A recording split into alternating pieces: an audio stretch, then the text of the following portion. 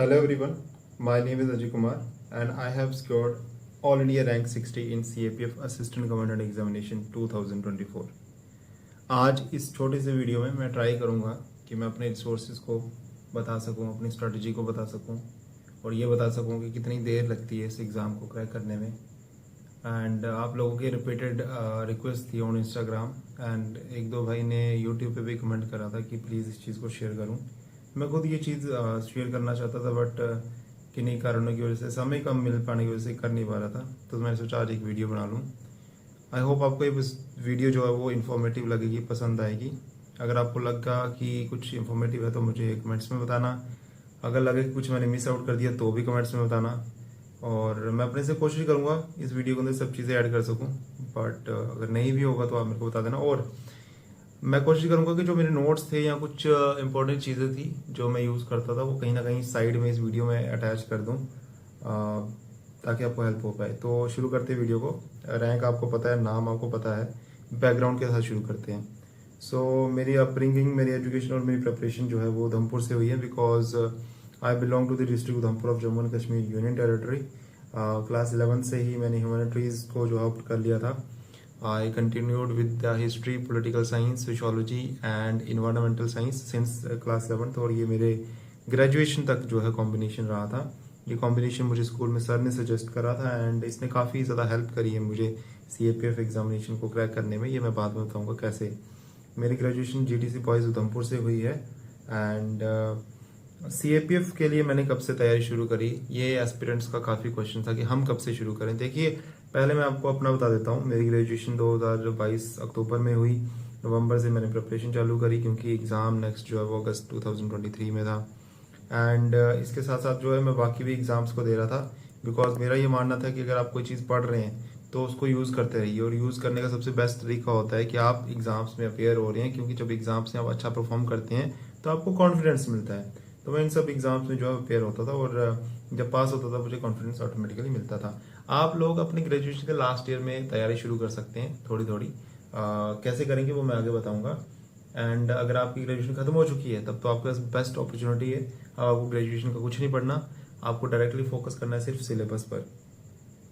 अब next question है कि CAPF ही क्यों, वाई ओनली CAPF। ग्रेजुएशन के बाद हमारे पास अपॉर्चुनिटीज आ जाती हैं कि हम बाकी कॉम्पिटेटिव एग्जाम्स को भी टारगेट कर सकते हैं, पर CAPF ही क्यों। सबसे पहली चीज़ यार, यूनिफॉर्म का अट्रैक्शन। ठीक है, मैं जहाँ रहता हूँ वहाँ आसपास मैंने बचपन से लोगों को यूनिफॉर्म में देखा है, तो एक तो वो था कि पैशन, हाँ यूनिफॉर्म पहनिए बड़े हो करके। बट दूसरा ये था कि यार सिविल्स भी कर सकते हैं, CDS भी कर सकते हैं। तो देखो, ऐसा CDS में ना SSB प्रोसेस मुझे बहुत ज़्यादा ट्रिकी लगता था। कोई ऐसा पर्सन मेरे आसपास नहीं था जो मुझे फर्स्ट हैंड एक्सपीरियंस दे सके, जो बता सके कि कैसे क्रैक किया जाता है SSB को। और मुझे आज भी इतना नॉलेज नहीं है इस चीज़ का, तो इसलिए पेपर तो मैंने काफ़ी बार निकाला है CDS का, बट SSB के लिए मैं कभी जा नहीं पाया। CSC का सिलेबस थोड़ा ज़्यादा था एंड मेरी कुछ पर्सनल रीज़न ऐसे थे कि मेरे पास इतना समय नहीं था कि मैं आराम से पहले 1.5 साल लगा करके CSC का सिलेबस खत्म करूँ एंड देन फिर एक अटैम्प्ट दूँ 1 साल का एंड देन अगर नहीं हो फिर 1 साल और रिपीट करूँ। That's a very long game. ठीक है, और मेरे पास समय कम था और मुझे ऑफिसर भी बनना था और वो भी 25 साल से पहले पहले। तो ग्रेजुएशन खत्म होने के बाद मेरा ये था कि 1 साल के अंदर जॉब लूँगा, फाइनेंशियली स्टेबल हूँगा, फैमिली को सपोर्ट करूँगा और फिर अपने ड्रीम की तरफ काम करूँगा। ग्रेजुएशन खत्म होने के ठीक 1.5 साल के अंदर मेरे पास एक गवर्नमेंट जॉब थी। मैं चंडीगढ़ में आ चुका था एंड जॉब के साथ साथ जो है मैंने तैयारी को कंटिन्यू रखा और दूसरे अटैम्प्ट में मैंने जो है इस ड्रीम जॉब को अचीव कर लिया। और मेरी 24 साल है और मैं काफ़ी क्लोज हूँ अपने एम के कि जब मैं एक गेजेटेड ऑफिसर बन जाऊँगा। So this was my personal achievement. अगले बात करते हैं कि क्यों 2 अटैम्प्ट मुझे क्यों लगे यहाँ आते आते। मैं मार्कशीट आपके साथ शेयर कर देता हूँ। फर्स्ट अटैम्प्ट में मेरे काफ़ी अच्छा स्कोर था but due to some kind of bad luck you can say, एक इंजरी की वजह से जो कि फिजिकल मेडिकल के जस्ट 3-4 दिन पहले हुई थी, और मेरा थोड़ा कॉन्फिडेंस भी लो था कि मुझे लगता था कि शायद मार्क्स कम है या कुछ ऐसा होगा, क्योंकि मैंने कोई पेड इनिशिएटिव ज्वाइन नहीं किए थे, कोई टेस्ट सीरीज मैंने नहीं लगाई थी पेपर 1 पेपर 2 की, सिर्फ PVC लगाए थे। मुझे लगता है शायद मार्क्स मेरे कम होंगे, जो कि बहुत बड़ा एक सेल्फ डाउट था मेरे अंदर। शायद कुछ कारण रहे होंगे, इस वजह से मेरी परफॉर्मेंस अच्छी नहीं थी और मैं आउट हो गया। बट पेपर 2 को मैंने काफ़ी कॉन्फिडेंस के साथ और काफ़ी कॉशियसली अटैम्प्ट करा।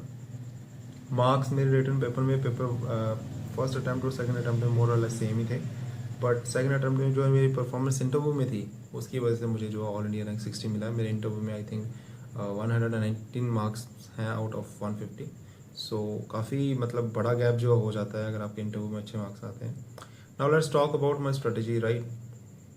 मैं आपको बता देता हूँ, देखो सबसे पहली चीज़ तो ऐसी है CAPF में कि आपके तीनों स्टेजेस के मार्क्स काउंट होते हैं, तब जाके आपका फाइनल रैंक डिसाइड होता है, पेपर 1, पेपर 2 और इंटरव्यू। मैं फास्ट इसलिए बोल रहा हूँ ताकि ज़्यादा से ज़्यादा चीज़ें कम टाइम में जो है कवर हो पाएँ। मैं आराम से भी बोल सकता हूँ बट कोशिश कर रहा हूँ कि ज़्यादा चीज़ें कवर हो जाएँ। सो मेरा टारगेट हमेशा से रहता था कि इंटरव्यू में अराउंड 100 मार्क्स लाने हैं, पेपर 2 में 90 लाने हैं। क्यों? क्योंकि ये दोनों ही पेपर 2 और इंटरव्यू में स्कोर मोर देन एवरेज माने जाते हैं। और पेपर 1 में मेरी तो कोशिश रहती थी कि 140 प्लस ही आ जाए, लेकिन हुआ क्या, पेपर 1 में मेरे 124 स्कोर आ गया फर्स्ट अटैम्प्ट में, एंड पेपर 2 में 88 आ गया, and that was without any mock test. मैंने सिर्फ प्रीवियस ईयर प्रैक्टिस करी थी, बट वही है कि फिजिकल टेस्ट में आउट हो गया, सो मैं इंटरव्यू तक पहुंच ही नहीं पाया। बट अगर इंटरव्यू में 110 के आसपास भी मार्क्स आ जाते तो अच्छी खासी रैंक मुझे पिछली बार भी मिल जाती। फिर होता है मेरा सेकेंड अटैम्प्ट। सेकेंड अटैम्प्ट में मैं पूरी अपनी जी जान लगा देता हूँ और पेपर थोड़ा सा टफ आ गया था, बट फिर भी मेरे 117 मार्क्स पेपर 1 में आ जाते हैं। पेपर 2 में मैंने क्योंकि मॉक प्रैक्टिस इस बार कर रखी थी, 2 पेपर मैंने लिखे थे फुल लेंथ। मैं बताऊंगा कैसे मैं मॉक टेस्ट लिखता था, और जो बच्चे इस बार 2025 का एग्जाम दे रहे हैं उनके लिए भी ये काम की चीज़ हो सकती है। मेरे पेपर 2 में 97 मार्क्स थे। फाइनल इंटरव्यू में अच्छी परफॉर्मेंस की वजह से मेरे one of the highest 119 marks आए, और क्यूमुलेटिव मेरा स्कोर जो है 334 बना आउट ऑफ 600, जिसके साथ मुझे ऑल इंडिया रैंक 60 मिली। एंड मैं यही कहना चाहूँगा यार कि यहाँ तो किन्हीं 2 स्टेजेस में आप जो है बहुत आउटस्टैंडिंग परफॉर्मेंस देते हो तब भी आपकी अच्छी रैंक आ जाएगी, या फिर आपको जो है मोर देन एवरेज परफॉर्म करना पड़ेगा हर एक स्टेज में, जैसा कि मुझे लगता है मैंने करा। क्योंकि इस बार आप देखिए कट ऑफ कहाँ है, जनरल ओपन मेरिट का 97, एंड मेरा स्कोर यहाँ भी 117, यानी कि 20 मार्क्स अबव हैं पेपर 1 में। पेपर 2 में नियर टू 100 है, जो कि one of the best score माना जाता है, एंड देन इंटरव्यू में 119। तो तीनों स्टेजेस में अगर आप एवरेज से अबव परफॉर्मेंस देते हैं तो आपको एक अच्छा रैंक मिल सकता है। और रही बात मॉक टेस्ट की, तो मैं ऐसा करता था कि जो जुलाई मंथ था उसमें मैंने 2 से 3 फुल लेंथ मॉक लिखे थे पेपर 1 और पेपर 2 के। मैं संडे को बैठ जाता था पब्लिक लाइब्रेरी में जा करके, क्योंकि वैसा माहौल आपको वहाँ मिल जाता है कि थोड़ा डिस्ट्रैक्ट भी हो आप, और टाइम बाउंड मैनर में आपने 10 से 12 बजे तक पेपर 1 का मॉक टेस्ट लिखा है, वो OMR शीट का यूज़ करते हुए एज इट इज़, जैसा आप एक्चुअल एग्जाम में जाके अटैम्प्ट करने वाले हैं। फिर आप थोड़ा ब्रेक ले करके ज़्यादा रेस्ट नहीं करनी है, क्योंकि हो सकता है आपको ऐसे सेंटर मिले पेपर के लिए जहां आपको कोई रेस्ट का साधन ही ना हो। जैसे हमें जिस स्कूल में पेपर देने को मिला था वो स्कूल 10th क्लास का था, और वहाँ कोई आसपास कोई दिक्कत ही, कहीं रेस्ट की जगह नहीं थी। एंड थके हारे जब पेपर 2 लिखने बैठे तो 2 घंटे में ही बस होगी। लास्ट के तीसरा घंटा जो है वो जैसे निकला है मुझे पता है, आई वॉज वेरी टायर्ड, मेरे हाथ थक चुके थे, कंधे थक चुके थे, क्योंकि रेस्ट नहीं हो पाई थी बीच के इंटरवल में। सो आपको भी वैसे ही कोशिश करनी है कि मैं जैसे संडे को मॉक टेस्ट लगाया 10 to 12 का, फिर 2 घंटे का ब्रेक लेकर के, और फिर 2 से लेकर 5 बजे तक कंटिन्यूसली पेपर 2 का मैं मॉक लिखता था, एंड देन फिर उसको इवैल्यूएशन के लिए भेज देता था। तो इस तरीके से जब मैंने सिमुलेटेड एनवायरनमेंट में प्रैक्टिस की, इसका हेल्प काफ़ी हुआ कि एक्चुअल एग्जाम में प्रेशर आप डील कर सकते हो, और अनएक्सपेक्टेड क्वेश्चन आ जाता है, out of the box question आ जाते हैं, और आपको जो है ब्रेनस्टॉर्मिंग करनी पड़ती है पेपर 2 में। तो जिनका इस बार पेपर है वो उस चीज़ को ध्यान में रखें। सोर्सेज फॉर पेपर 2, तो let's talk about the sources.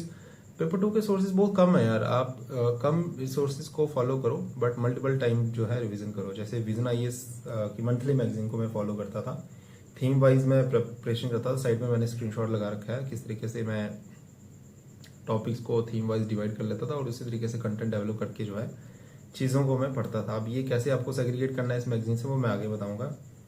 दूसरा, ग्रामर मैं SP बख्शी बुक से जो है वो CDS, SSC और CAPF के लिए ग्रामर वगैरह पढ़ लिया करता था। जो इंपॉर्टेंट प्रैक्टिस होती है नरेशंस की, एक्टिव पैसिव वगैरह की, या टेंसेस की, और फ्रेजल वर्ब्स मैं वहाँ से लर्न कर लेता था बार बार। एंड कुछ फ्रेजल वर्ब्स इंपॉर्टेंट वाली मैंने वो शॉर्ट में नोट कर रखी थी, उनको मैं बार बार पढ़ता रहता था, जिनकी ज़्यादा चांसेस होते थे आने के। टॉपर्स का एवोल्यूशन, अब पहले अटैम्प्ट में क्या था, मेरे पास कोई पेड इनिशिएटिव नहीं था कोई पेड मैंने कोचिंग नहीं ली, कुछ नहीं लिया मैंने, इवन मॉक टेस्ट में लगाए पेपर 1 पेपर 2 के लिए। तो मैं बस पेपर 2 में प्रीवियस ईयर को प्रैक्टिस करता था, और जो टॉपर्स के आंसर्स होते थे ऐसे के आर्गुमेंट के, उनके साथ मैच करता था कि इन्होंने क्या चीज़ एक्स्ट्रा मेंशन करी है जो चीज़ मेरे दिमाग में नहीं आई। तो उस तरीके से मैं जो है चेक करता था कि अच्छा ठीक है, मैं इसको इस तरीके से अपने आंसर को एनरिच कर सकता हूँ।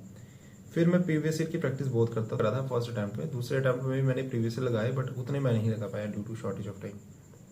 Now let's talk about the sources of paper one, जो कि काफ़ी एस्पिरेंट का कंफ्यूजन वाला रहता है। तो यहाँ भी सेम ही चीज़ है, मिनिमम रिसोर्सेज रखो, मैक्सिमम रिवीजन रखो, तब जाके आपको आउटपुट मिलेगा। मैथ सबसे इम्पोर्टेंट सेक्शन है क्योंकि सबसे ज़्यादा क्वेश्चंस यहाँ से आते हैं और इसकी प्रिपरेशन आप जो है काफ़ी एडवांस में भी शुरू कर सकते हैं।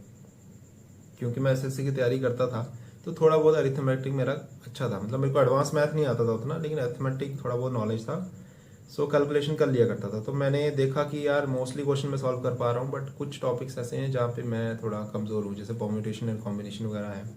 सो मैंने बलविंदर लाइव यूट्यूब चैनल जो है यहाँ से पहले तो प्रीवियस ईयर की जो टॉपिक्स थे उनको कवर करा, फिर जो प्रीवियस ईयर क्वेश्चन आ रखे थे उनको सॉल्व करा, जो नहीं होते वो मैं यहाँ से हेल्प लेके कर लेता था। आप भी हेल्प ले सकते हैं, फ्री में यूट्यूब पे अवेलेबल है बैच सीएपीएफ के लिए। साइंस के लिए 9th और 10th की एनसीईआरटीज मेरे लिए मोर देन इनफ थी, बट क्योंकि मैं ह्यूमैनिटीज़ बैकग्राउंड से हूँ और मेरे लिए जो है ये चीज़ें मुझे पता था कि अगर मैं साइंस को कवर नहीं करूँगा तो सीडीएस सीएपीएफ का रिटर्न कभी नहीं निकाल सकता। सो मैंने ध्यान दिया उस पर। मैंने पहले 6 से लेकर 8 तक एनसीईआरटीज पढ़ी तो मुझे लगा ये तो ईजी है, इसमें कोई दिक्कत नहीं है, बट 9th और 10th की थोड़ी मेरे लिए मुश्किल थी। तो मैंने सीडीएस जर्नी की इसमें हेल्प ली यूट्यूब चैनल की। दैन मैंने वेदांतु एक यूट्यूब चैनल है वहाँ से हेल्प ली फिजिक्स के लेक्चर्स के लिए। बायोलॉजी मेरा फॉर्टे था, मुझे अच्छा लगता है बायोलॉजी पढ़ना, और उसके बाद केमिस्ट्री मुझे काफ़ी इंटरेस्टिंग लगती है, बट फिजिक्स में मेरा थोड़ा हाथ तंग था। तो वहाँ मैंने काम करा और अराउंड मेरा टारगेट रहता था कि 25 क्वेश्चन के आसपास मैं अटैम्प्ट करूँ और 22 या 23 उसमें ठीक होने चाहिए। ऐसा हुआ दोनों ही बार, तो काफ़ी स्कोरिंग है मैथ्स और साइंस दोनों। अब हम बात करते हैं ज्योग्राफी की। ज्योग्राफी के लिए मैंने क्लास 6 से लेकर 12 तक सारी एनसीईआरटी बार बार कम से कम 4 से 5 बार हर एक एनसीईआरटी को पढ़ा होगा। वो मैं लिख लेता था कि फर्स्ट रीडिंग इस डे को, सेकंड रीडिंग इस डे को, थर्ड रीडिंग इस डे को। रीडिंग नहीं, फिर वो सिलेक्ट कर लेता था, हाईलाइट कर लेता था और फिर इंपॉर्टेंट चीज़ों को बार बार पढ़ा करता था। और जैसे जैसे आप प्रीवियस ईयर देखते हो आपको समझ आ जाता है कि कौन सा टॉपिक और कौन सा चैप्टर ज़्यादा इंपॉर्टेंट है। उसके बाद बात करते हैं हम इंडियन पॉलिटी की। तो इंडियन पॉलिटी देखो, मैं तो 11th से पढ़ता आ रहा था, तो not a big deal for me. Previous year मैंने देखे थे किस लेवल के इसके आते हैं, बट फिर भी मैं कहूँगा एम लक्ष्मीकांत अगर आप पढ़ रहे हैं वहाँ से तो that is more than enough. History के लिए अब देखिए, अब ऐसा था कि क्लास 12th में जब हम गए थे जेके बोस में, तो हमारे ना सिलेबस चेंज हुआ था एंड उस टाइम पे पहली बार ये न्यू एनसीईआरटीज आई थी, थीम्स ऑफ इंडियन हिस्ट्री। सो मैंने क्लास 12th में इनको इतने अच्छे से पढ़ लिया था कि I was getting 98 out of 100 marks in history. So ये 3 एनसीईआरटीज मेरी तब की रेडी थी, तो सीएपीएफ के लिए मेरे को ज़्यादा दिक्कत हुई नहीं। मैंने स्पेक्ट्रम को रेडी करा और मैं पेपर देने चला गया। मोस्टली क्वेश्चन निकल आते थे स्पेक्ट्रम और 3 न्यू जो एनसीईआरटीज हैं इनसे। फिर हम बात करते हैं इन्वायरमेंट की। वही मैंने इन्वायरमेंट के बेसिक्स काफ़ी अच्छे से कवर करे हुए थे। क्लास 11th-12th में हमारी मैम ने हमें काफ़ी अच्छे से चीज़ें बता दी थी, स्टैटिक। एंड बाद में बस हमें करंट अफेयर जो करंट न्यूज़ में चल रहा है उसको जो कनेक्ट करना था, एंड इसके लिए मैंने ज़्यादा कुछ किया नहीं, बेसिक्स को रिवाइज करा जो ऑलरेडी पता था। एंड करंट अफेयर की मैंने जो है यूट्यूब पे वीडियो और कुछ मैगजीन्स को फॉलो करा था जो मैं आपको बताऊंगा। इन्वायरमेंट वहीं से हो गया था। इकोनॉमिक्स के लिए मैं रोनाल्ड सर के नोट्स को रेफर करता क्योंकि बहुत सिलेक्टिव टॉपिक्स है इकोनॉमिक्स की, यहाँ से क्वेश्चन मोस्टली रिपीटेड होते हैं। अगर आप प्रीवियस से देखोगे आपको समझ आ जाएगी, और उन सिलेक्टिव टॉपिक्स को आप यूट्यूब पे सर्च करके पढ़ सकते हैं, बस आपको रिवाइज करने के लिए नोट्स चाहिए होते हैं। मैपिंग की अगर हम बात करें तो मैंने यूट्यूब पे जो सुदर्शन गुर्जर सर है उनकी मैपिंग की सीरीज़ को फॉलो करा था। मैं उसके प्रॉपर नोट्स बना लिया करता था और उनको बार बार रिवाइज करता था। एंड कुछ है जैसे मिडल ईस्ट है, एशिया और यूरोप है, यहाँ से ज़्यादा क्वेश्चंस आते हैं मैपिंग के, तो इनको आप अच्छे से कर सकते हैं। मैं नोट्स आपको दिखा देता हूँ कैसे कैसे मैं बनाता था। उसके बाद करंट अफेयर के लिए भाई देखो, मैंने तो ऑनलाइन रिसोर्सेज फॉलो करे, जैसे मैं करंट अफेयर वीडियोज़ और मैगजीन फॉलो करता था सीडीएस जर्नी की, जो उनके टेलीग्राम पे अवेलेबल है। वीडियोज़ आपको यूट्यूब पे मिल जाएंगी। इसके अलावा मैंने वीडियोज़ इनसाइट एसएसबी की भी फॉलो करी थी इन माई फर्स्ट अटैम्प्ट, और करंट अफेयर के मोस्टली मेरे क्वेश्चन वहाँ से हो गए थे। एंड पेपर जब मेरा अटैम्प्ट सेकंड हुआ था उस टाइम पे मेरे पास इतना समय था नहीं, 3 महीने ही थे मेरे पास, जॉब के साथ मुझे तैयारी करनी थी, तो मैं करंट अफेयर पे इतना ध्यान नहीं दे पाया। तो इस बार मेरे करंट अफेयर के उतने क्वेश्चन अच्छे नहीं हुए हैं। आई थिंक अगर सारे करंट अफेयर के क्वेश्चन अच्छे हो जाते तो मेरा स्कोर 130 प्लस होता, बट वही है कि आई थिंक 5 या 6 ही करंट अफेयर के क्वेश्चन इस बार मैं अटैम्प्ट कर पाया हूँ जो मेरे सही थे। बट अगर आप इन सोर्सेज पर रिलाई करते हैं तो ये आई थिंक काफ़ी अच्छा आपको स्कोर लेने में हेल्प करेंगे। कोचिंग की बात कर लेते हैं कि क्या सीएपीएफ के लिए कोचिंग ज़रूरी है। मैं कहूँगा ज़रूरी बिल्कुल नहीं है, क्योंकि पहली बार जब मैंने पेपर की तैयारी की थी तब मैंने कोई कोचिंग नहीं ली थी। मैंने कहीं पैसे नहीं दिए थे किसी कोर्स के लिए, किसी टेस्ट सीरीज़ के लिए। मैंने प्रीवियस ईयर पे डिपेंड करा था पूरा और मेहनत करी थी। और देखो मेरा स्कोर जो है, अगर मैं मार्कशीट दोनों लगा देता हूँ वहाँ पर, तो ज़्यादा स्कोर में फ़र्क नहीं है रिटर्न के, ठीक है। और आपको पता है जब आपका रिटर्न क्वालिफाई होता है, फिजिकल टेस्ट क्वालिफाई होता है, तो इंटरव्यू के लिए आपको गाइडेंस भर भर के मिल जाएगी। इवन कोचिंग इंस्टीट्यूट आपको खुद जो है अप्रोच करेंगे। सो आई थिंक इस एग्ज़ाम को किया जा सकता है। एक बार मैंने उतने स्कोर लाए हैं कि मैं पास कर सकता था, दूसरी बार क्योंकि समय कम था और पैसे मेरे पास थे तो मैं रिस्क नहीं लेना चाहता, इसलिए मैंने कुछ प्रोग्राम्स में इन्वेस्ट करा था। मैं बताऊंगा कि कहाँ कहाँ करा था, और वो भी आप उसको कोचिंग नहीं मान सकते हैं, राइट। तो आपके लिए सॉल्यूशन ये, आपके लिए आंसर यही है कि हाँ भाई बिना कोचिंग के किया जा सकता है, ठीक है। तरीका I am going to share with you, but अगर आपको लगता है कि you have enough financial resources, go for it. उसमें दिक्कत क्या है, रिस्क क्यों लेना है, ठीक है। बट अगर आपके पास नहीं है तो आई थिंक आप बिना कोचिंग के भी कर सकते हैं इस एग्जाम को, नॉट अ बिग डील। सो पहले अटैम्प्ट में जो इंटरनेट पे रिसोर्सेज थे, जो एनसीईआरटीज थी, जो बुक्स थी, प्रीवियस ईयर थे, उन्हीं को करके मैंने सारा ये स्कोरिंग करा था। सेकंड अटैम्प्ट में मेरे पास जॉब थी 9 to 5 की, पैसे तो थे बट टाइम नहीं था। तो टाइम को बचाना है, अपने आउटपुट को इंक्रीज करना है, तो उसके लिए आपको कुछ जहाँ लगता है कि यहाँ से फायदा हो सकता है वहाँ पे इन्वेस्टमेंट करते हैं, तो मैंने भी करा। गेम चेंजर प्रोग्राम था और टेस्ट सीरीज थी पेपर 1 के लिए, अचीव सीएपीएफ सीडीएस की, वो मैंने ज्वाइन करी थी। Full length test I think 3 से 4 महीने लगाए थे। मैं प्रिंट आउट निकाल के ओएमआर शीट पे लगाता था रियल एग्जाम की फील लेने के लिए, 10 से 12 बजे के बीच में, संडे को सॉरी। स्टडी फंडा की टेस्ट सीरीज थी पेपर 2 के लिए, ये मैं 2 से 5 लगाता था वही संडे को, ताकि मेरे को थोड़ा एक्सपीरियंस मिल जाए कि 5 घंटे तक बैठ के कैसे प्रैक्टिस करनी है, वही संडे के दिन। सो इससे कॉन्फिडेंस बूस्ट अप होता है, और कैसे होता है वो मैं आपको बताऊंगा कैसे मेरे मार्क्स इंक्रीज हुए पेपर 2 के अंदर। फिर हम बात करते हैं कुछ फ्री इनिशिएटिव्स की जो डेफिनेटली स्टूडेंट्स को हेल्प करेंगी। मुझे करा है तो शायद आपको भी करेंगी, जैसे कि स्टडी फंडा यूट्यूब चैनल है, एवीकेएस का यूट्यूब चैनल है। यहाँ से आप ओवरऑल एक स्ट्रैटेजी बना सकते हैं कि किस तरीके से आपको एग्जाम को अप्रोच करना है और किस तरीके से आपको सब्जेक्ट्स कवर करनी है, रिवीजन करनी है, तो एक ओवरऑल स्ट्रैटेजी बन जाती है। क्योंकि फर्स्ट अटैम्प्ट में जब मेरे को इस चीज़ का पता नहीं था ज़्यादा, तो मैंने इन्हीं चैनल्स की हेल्प लेते हुए जो अपना सारा सिलेबस कवर किया था एंड सारी स्ट्रैटेजी बनाई थी कि मेरे को कौन सा सब्जेक्ट पहले खत्म करना है, कौन सा बाद में। तो आपकी भी हेल्प यहाँ से हो सकती है। देन आप सीरियस जर्नी को करंट अफेयर के लिए और जीएस जितने भी सब्जेक्ट्स हैं उनके लिए रेफर कर सकते हैं। स्पेशली जो ज्योग्राफी और साइंस की इनकी वीडियोस हैं वो बहुत ही ज़्यादा अमेजिंग है, और इनके चैनल पे मतलब टेलीग्राम पे चैनल पे आपको नोट्स भी इजीली अवेलेबल हो जाएंगे। एंड वो सिर्फ आपको सीडीएस में ही नहीं हेल्प करेंगे, सीएपीएफ में नहीं करेंगे, बाकी कॉम्पिटेटिव एग्जाम्स में हेल्प करेंगे। देन अचीव सीएपीएफ सीडीएस का जो चैनल है वो काफ़ी अच्छा पेपर एनालिसिस करवाता है एंड काफ़ी अच्छे रिसोर्सेज वहाँ हैं। इसके अलावा बाकी जो रिसोर्सेज वो मैंने मेंशन कर दिया, आप देख सकते हैं। अब मेरी सजेशन क्या रहेगी उन कैंडिडेट्स के लिए जो 2025 में जो है अपना एग्ज़ाम लिखने जा रहे हैं अगस्त के महीने में, नेक्स्ट मंथ। तो सबसे पहले तो भाई अगर आपने मॉक टेस्ट दिए हैं तो बहुत अच्छी बात है, नहीं दिए हैं तो प्लीज़ 1 या 2 मॉक टेस्ट दे देना। कोशिश करना कि संडे को ही हो और 10 से 12 बजे के बीच में पेपर 1 का हो और 2 से लेकर 5 बजे के बीच में पेपर 2 का हो। अगर मॉक टेस्ट नहीं है कोई बात नहीं है, प्रीवियस ईयर सीएपीएफ के या सीडीएस के पेपर ले लो। सीडीएस का लोगे तो थोड़ा टाइम कम रखना, 1 घंटा 40 मिनट ले लेना और उनको सॉल्व करो। इसका फायदा क्या वो मैं आपको बताता हूँ। पहली तो आप उस दिन जो चीज़ें फील करने वाले हो, फेस करने वाले हो, वो आप अभी कर लोगे। दूसरा आपको टाइम मैनेजमेंट आ जाएगा कि क्वेश्चन को सॉल्व कैसे करना है। और तीसरा पेपर 2 जब लिखते हो ना आप, सबसे बड़ी दिक्कत होती है पेपर छूट जाता है। तो यहाँ आप देखोगे कि टाइम मैनेजमेंट कैसे किया जाए, पेपर कंप्लीट कैसे किया जाए। पेपर कंप्लीट हो गया, अच्छा उसको और क्या चीज़ कर सकते हैं, ब्यूटीफाई कैसे कर सकते हैं, हाईलाइट कैसे करना है, आर्गुमेंट में कितना टाइम इन्वेस्ट करना है और ऐसे में कितना करना है। ऐसे से कि आप 2-3 मिनट बचा सकते हो। मैं 20 मिनट में ऐसे खत्म करना होता था, कोशिश करता कि 18 में हो जाए, ताकि वो 7-8 मिनट बच जाए जो मैं लास्ट में कहीं और अपने इन्वेस्ट कर सकता हूँ। और चौथी चीज़ ओएमआर शीट फिल कैसे करनी है, क्वेश्चन राइट मार्क कैसे करने हैं, वो सब चीज़ें मॉक टेस्ट दे के ही आएंगी और आई थिंक वो करना चाहिए आपको। अगर मॉक टेस्ट नहीं है तो आप प्रीवियस ईयर लगा लो, बट ज़रूरी है। और टॉपर्स की आंसर कॉपी आपको इनक्रेडिबल अभिषेक चैनल से मिल जाएगी। वहाँ से आप प्रीवियस ईयर के टॉपर्स के आंसर्स को देख सकते हैं और अपने आंसर्स को मैच कर सकते हैं कि क्या गलती है और क्या नहीं।